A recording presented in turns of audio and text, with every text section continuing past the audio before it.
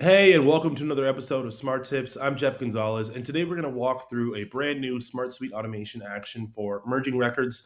Let's jump in and see how we can make this happen.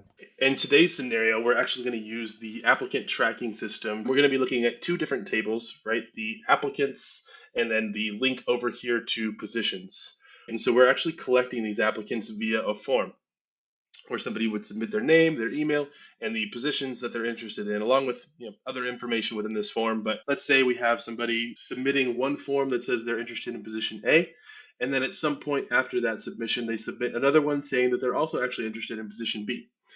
Traditionally, that would actually create two different records within the same table representing the one applicant. But with this new SmartSuite automation action for merging records, we could actually take the values from each of those two different submissions and merge them together. So now we only have one applicant record for both of the submissions, while we still retain the value of the linked record showing that they're interested in both.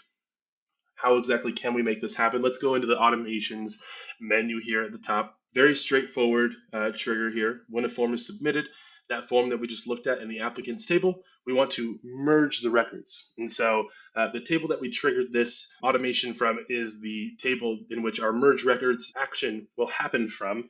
And then for our field matching criteria, I'm going to choose name and email needs to match. And that's what this matching operator determines, whether it's and, so both of these fields need to match up exactly, or one or the other of these fields needs to match. Note that the matching process is case insensitive. So if I capitalize my name on the first submission but don't on the second one, it'll still determine that both of those are a match regardless. And then as far as how those fields interact with each other from the first and second submissions, a good way to think about this is replace. So if the second value that we get, let's say that second submission, if we wanted to keep that value for a specific field, we're going to choose replace. Let's say we already have a preset list of different checklist items that we've determined as next steps, or if we have different interviews that we're keeping track of, we want to ignore that second submission's value and keep the first submissions. And then the middle ground in between here, append, which is going to be most valuable for actually tracking the position A and position B that they're interested in. We want to append. So when we merge these records, we want both of the values from each of those fields to come together and be shown within the new merged record. I hope you enjoy it.